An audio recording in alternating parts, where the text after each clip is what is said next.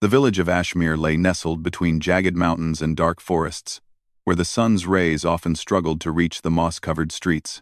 In this village, the people lived simple lives, tending to their farms and animals.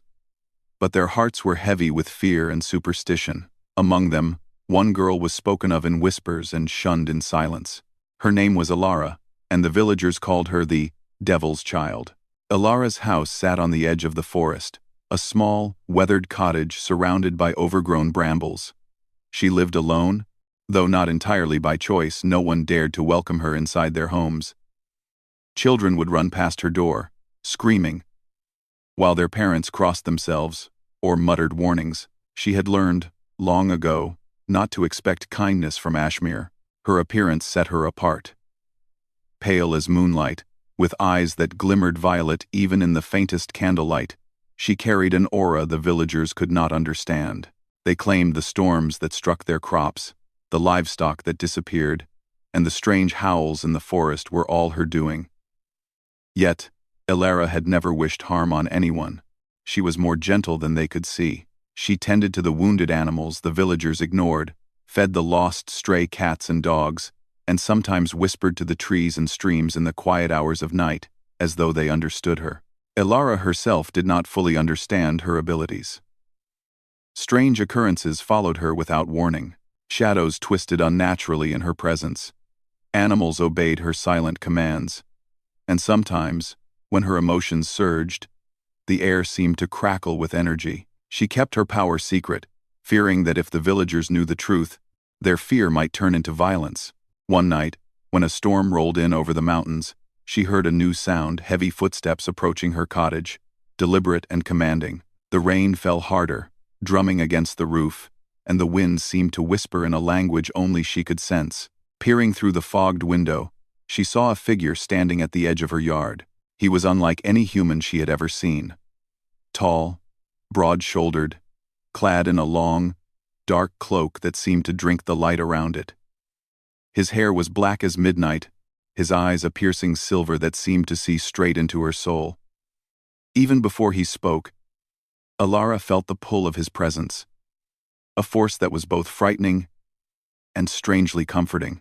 The villagers had their own legends about the forest creatures older than the mountains, kings and queens of the night, predators that no mortal could face. They had spoken of vampires in hushed tones, but such things were supposed to belong to myths, stories told to scare children. Yet, now, standing before her, she realized some myths were frighteningly real. "I am Kalen," the man said, his voice low but carrying over the rain like a command. "And I have come for the child, the villagers fear." Alara froze. The word child did not bother her. She was young, barely 20, but the tone in his voice suggested knowledge, authority, and something she could not yet name. The villagers, hidden in the shadows of their homes, had seen him too. They gathered at a distance, fearful but unable to look away. The wind carried their murmurs to Alara. "It's him, the vampire king, the predator." But Kalen did not seem threatening. He stepped closer, not in malice, but with purpose. His gaze fell on her, and for the first time, she felt seen, not with suspicion, not with fear, but with recognition, as though he understood the storm within her. "Do not be afraid, Alara," he said. "You are not what they claim. You are something far greater, and far more beautiful than they can imagine." The villagers gasped. One of the elder women shouted, "You lie! She is the devil's spawn!" Kalen turned his gaze toward the crowd. His eyes glowed faintly, and even through the sheets of rain, the villagers felt a shiver crawl up their spines. "She is my angel," he said, his voice echoing across the village. The words hung in the air. Murmurs of disbelief and anger rippled through the villagers. Some shielded their children. Others lowered their heads, afraid of speaking. But to Alara, it felt like a lifeline. For the first time, someone defended her openly, someone strong enough that the villagers dared not argue. Alara's heart raced, a mixture of fear and something else. Hope, perhaps, or curiosity. "Why? Why do you say that?" she asked, her voice barely louder than the rain. Kaelin's gaze softened. Because I see the truth of you, the kindness hidden beneath the fear, the strength you do not yet trust in yourself. You are not a curse. You are a light in a world that has forgotten how to see it. For a moment, Alara dared to believe it. But the storm outside mirrored the turmoil within her. I am not sure I can be strong, she whispered. You are stronger than you think, Kaelin replied. And you will not be alone. Not while I am here. The wind howled, and lightning split the sky, illuminating the scene like a sudden revelation. Then, without warning, the darkness of the forest seemed to surge, as if awakened by their presence. Trees bent unnaturally, and shadows stretched toward the village, reaching with fingers of mist. A scream echoed from the edge of the woods. Villagers ran, clutching their children. But the sound did not come from them. It came from a creature, twisted and wild, drawn to the presence of Alara's hidden power. Instinctively, Alara stepped forward, her hands trembling. A pulse of energy radiated from her, invisible but tangible, and the creature froze mid-step, its eyes wide with fear. Kaelin moved beside her, calm and composed, a shadow of strength ready to strike if needed. Do not be afraid of it, he said, his voice steady in the chaos. You do not need to hurt it. Just show it that you are in control. Alara focused. She reached into herself, feeling the strange connection she had always sensed but never understood. The shadows recoiled, the creature lowered its head, and slowly, the storm outside seemed to ease. The villagers, peeking from their hiding spots, watched in awe. Kaelin's eyes met hers again. Do you see now? You are not a curse. You are not alone. The night drew on, the storm finally breaking into a drizzle. The villagers, shaken and confused, murmured among themselves. Some whispered that she had tamed the darkness. Others doubted what they saw. But one thing was clear. Their fear had grown into awe, and Kaelin's presence had made them realize that Alara was under the protection of a power far beyond their understanding. Alara, trembling and exhausted, looked at Kaelin. Kaelin's expression softened, almost imperceptibly. Because even angels are born where darkness is strongest. You were meant to rise from it, and I will help you do so. As the first light of dawn struggled over the mountains, the villagers retreated to their homes, uncertain, fearful, but unable to deny the bond forming between Alara and the Vampire King. Alara felt something she had never felt before. A mix of fear, exhilaration, and something closer to hope. Yet even in the quiet moments, a shadow lingered at the edge of the forest. Watching. The night had not released all its secrets, and Alara sensed that her journey had only begun. Cliffhanger.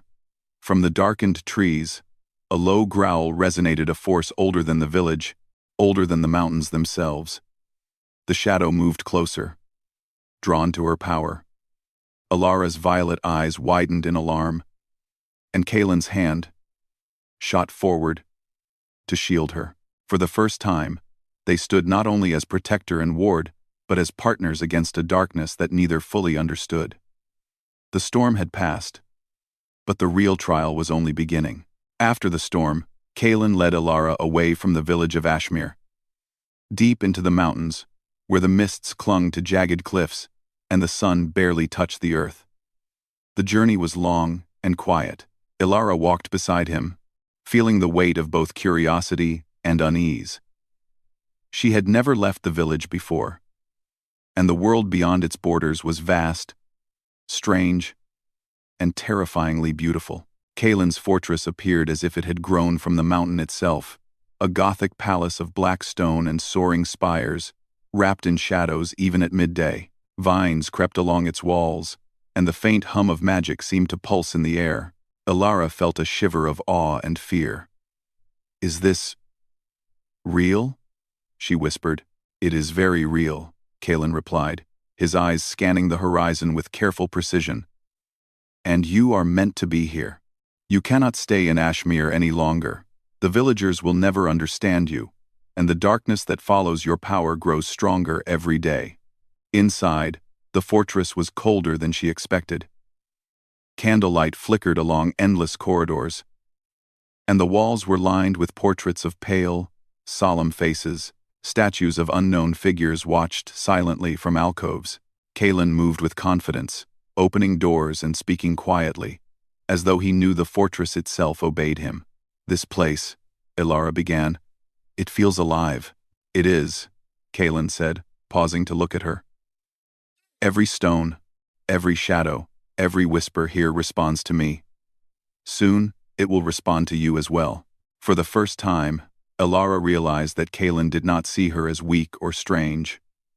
He saw her potential, her hidden power, and, more importantly, he believed in her when no one else would. That belief stirred something in her chest, a fragile hope that perhaps she was not alone in the world. Days passed, and Kalen began her training. He taught her to focus her energy, to sense the flow of shadows and light, and to control the whispers that seemed to answer her command. At first, Ilara struggled. Her hands trembled when she tried to move objects or bend the shadows to her will. Her failures frustrated her, but Kalen never criticized harshly. He guided her with patience, a quiet authority that demanded attention and respect. "You are stronger than you know," he told her one evening, standing close in the dim candlelight of the training hall. "But strength alone will not protect you. You must learn to trust yourself, and to trust the bond that ties us together." Ilara looked at him, confusion and something deeper swirling in her violet eyes. "Bond? What bond?" Kalen's gaze softened, and for a moment, he seemed almost mortal. "The bond of fate, of necessity, of choice. You and I, our destinies are intertwined. You are not merely a student. You are part of a world that needs both your power and your heart, and I will not let you face it alone." Ilara's heart pounded. She had always been alone. Even in the forest, even among the creatures she protected, she had never known someone who truly cared for her. The words, the quiet strength in his voice, and the way he looked at her made her feel both exposed and protected. But Kalen was not just a teacher, he was a mystery. His presence was commanding, and yet there was an undercurrent of something unspoken, a pain or memory that he carried silently. When he looked at her, it was not only as a protector but as someone who understood loss, fear, and the weight of immortality. Ilara sensed that he held back parts of himself, fragments of a life too dark even for her to imagine. One night, while walking the fortress corridors, Ilara stumbled upon a room she had not seen before. Within it lay objects of immense age and power, ancient tomes, crystal spheres, and vials containing glowing, swirling liquids. She reached out to touch a book, and Kalen appeared silently behind her. "You should not touch that," he said gently, though there was a tension in his tone. "I was just curious," Ilara replied. "Curiosity is not wrong," he said. "But some knowledge carries consequences you are not ready to bear. Soon, you will understand why restraint is as powerful as action." Ilara nodded, realizing that everything in this fortress, even Kalen himself, existed in a balance of control and restraint. She began to understand the subtle dance between power and responsibility. Meanwhile, far from the fortress, the village of Ashmere was stirring with rumors.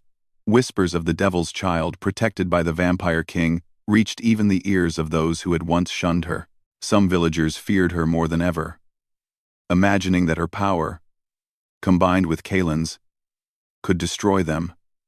Others wondered if perhaps their fears were misplaced. Could the girl they had hated be something greater, something worthy of admiration? Kalen sensed the unrest from afar.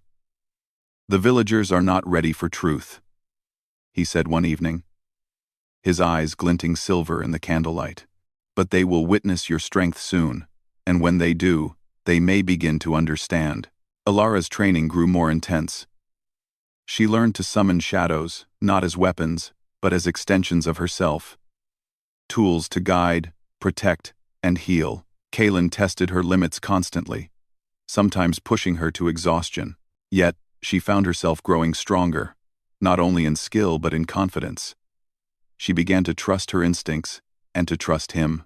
Their bond deepened in quiet, subtle ways, In moments of triumph, he would nod at her with pride. In moments of doubt, he would place a steady hand on her shoulder. There was tension in their closeness. An unspoken acknowledgement of something neither dared name. Their hearts seemed to recognize one another in ways words could not capture. Then, one evening, as they practiced in the grand hall, Ilara attempted a ritual to strengthen her power, a complex weaving of light and shadow, fire and whispering winds. She had studied Kaelin's guidance meticulously, but the ritual was more challenging than anything she had faced before. The shadows rose violently around her, twisting and bending as if alive. The energy surged, overwhelming her senses. "Steady," Kaelin said, stepping close. "Breathe. Control the fear, not the shadows." Ilara's hands shook. She focused, drawing on every lesson, every word of encouragement. Slowly, the shadows obeyed, bending into a protective circle around her. But then, unexpectedly, a fragment of the ancient curse from her lineage emerged, a dark tendril, writhing and hungry. It lashed toward her chest, and Kaelin acted instinctively, throwing himself in front of her. The tendril grazed his arm, and Ilara's heart leapt. "Kaelin!" she cried, fear surging like fire. He remained calm, placing a hand gently on her cheek. "You are safe," he said, though the faint trace of pain in his eyes betrayed him. "We are safe together." The moment lingered between them, tense, intimate, filled with unspoken words. For a brief second, the fortress seemed to fade, leaving only the two of them in a quiet, charged space. The danger had passed, but the bond between them had deepened in ways neither could deny. Ilara realized that her power, once a source of fear, could now be a bridge between her and Kaelin, who had lived centuries in solitude, seemed to find a piece of himself in her courage and compassion. Together, they had faced the shadows and survived, but the ritual's energy had left a trace. The fragment of the curse had sensed her growing strength and would not rest. It whispered in the darkness, promising trials yet to come. Even as they celebrated their small victory, the fortress walls seemed to hum with a warning. Something ancient and relentless had awakened. Drawn to the power that Ilara now carried, Kaelin's expression darkened as he sensed it. "This was only the beginning," he said. "The darkness will test you, and it will test us. You must be ready." Ilara nodded, her resolve hardening. She had come far, but she knew the journey ahead would be far more dangerous. And yet, with Kaelin by her side, she felt a courage she had never known. Cliffhanger. In the dead of night, far beyond the fortress, the fragment of the ancient curse stirred. Its eyes, black as the void, fixed on Ilara's light. A low, chilling whisper floated through the shadows. "The angel walks among the night, and soon the darkness will claim her." The wind carried the threat to the fortress walls, and Ilara, sensing the presence, pressed her hand against Kaelin's. Feeling the unbreakable bond forming between them, their trial had only begun. The fortress lay quiet under a pale moon, but the calm was deceptive. From the distant mountains came a presence older and darker than anything Ilara had faced before, a force that had waited centuries for the moment she would awaken her full power. Kaelin sensed it first, his silver eyes narrowing as he moved to stand beside her in the grand hall. "They are coming," he said, his voice low, tense. "The one who seeks your power has awakened. We must be ready." Ilara's hands clenched, her violet eyes reflecting the candlelight. She had grown stronger in the days since the ritual, but the fragment of the ancient curse that had appeared in Part 2 was only the beginning. Now, the true darkness approached a being of immense power, a vampire sorcerer exiled long ago who had waited patiently for centuries. "I am ready," she said, her voice steady though her heart raced. "I will not let them take what I am." Kaelin studied her for a long moment, then nodded. "Then we fight as one. Together, not just as protector and ward, but as partners." The first attack came at twilight. Shadows swirled around the fortress like living storms, coiling through the windows and doors, seeking entry.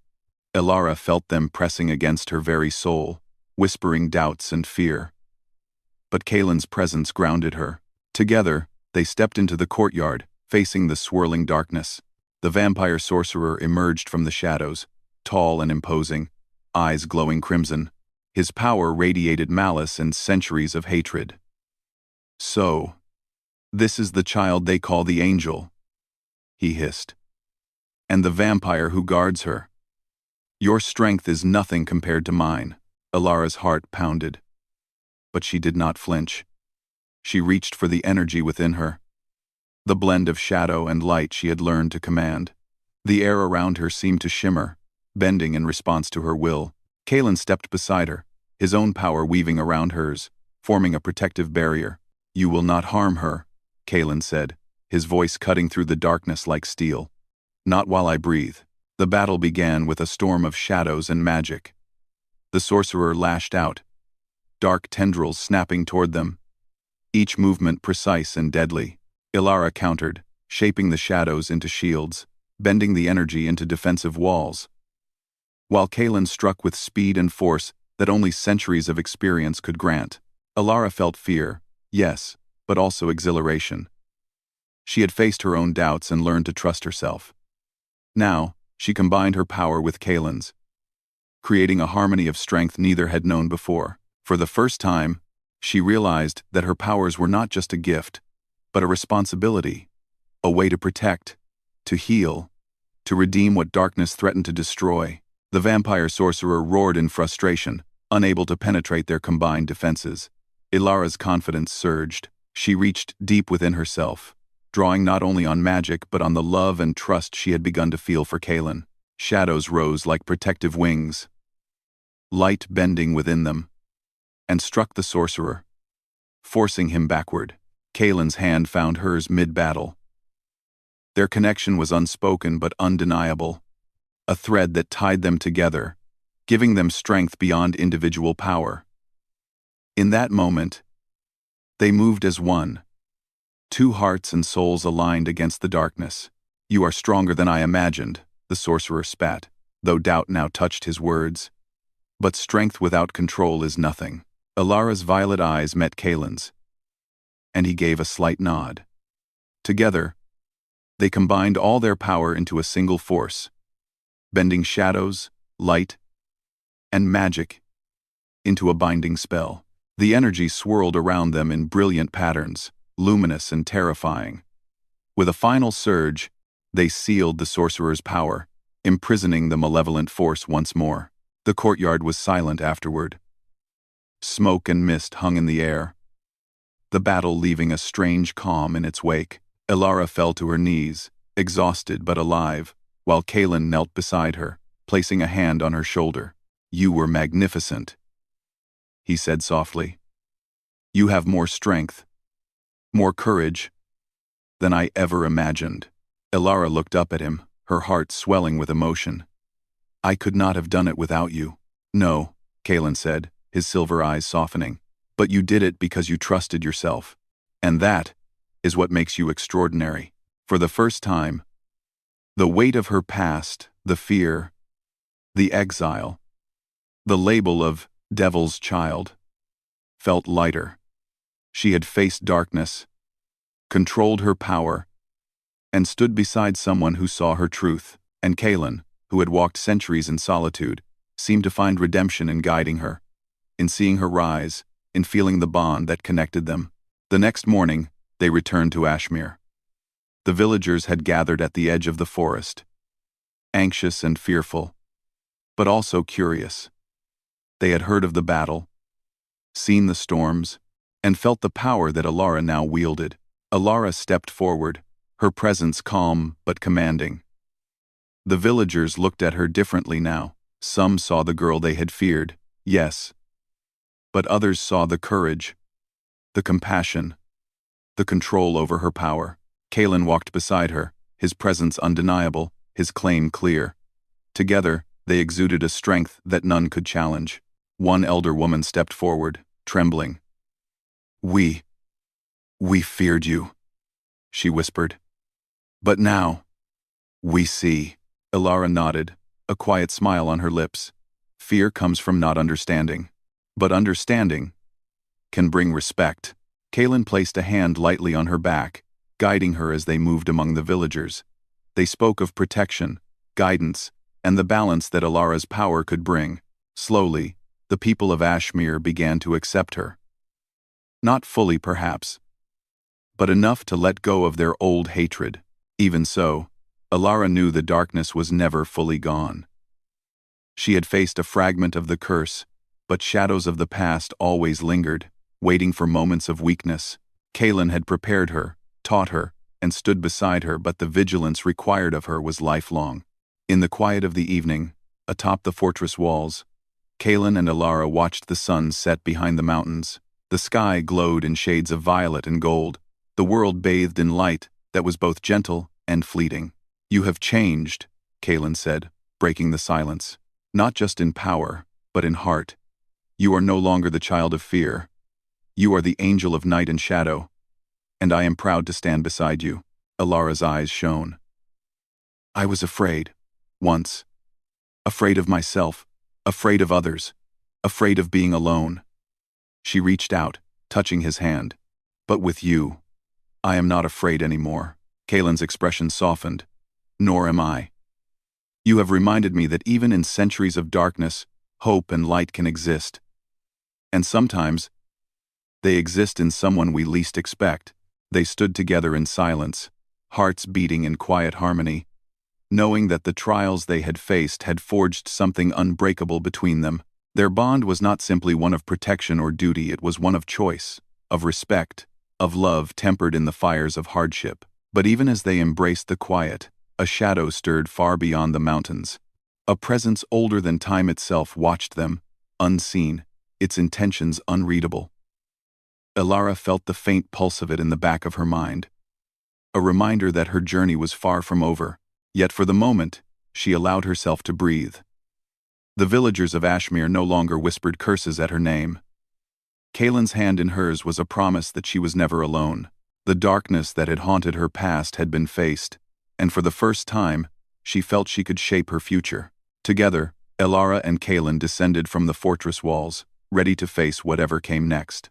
The Angel of Shadows and the Vampire King moved as one, their hearts and destinies intertwined, a beacon of hope and power in a world that had once feared them. And though the night still held secrets, and though shadows waited in silent corners, Elara knew one truth. She was no longer the devil's child. She was an angel of light and darkness alike. And with Kaelin, she would walk the path of both, shaping a legacy that even time itself could not erase.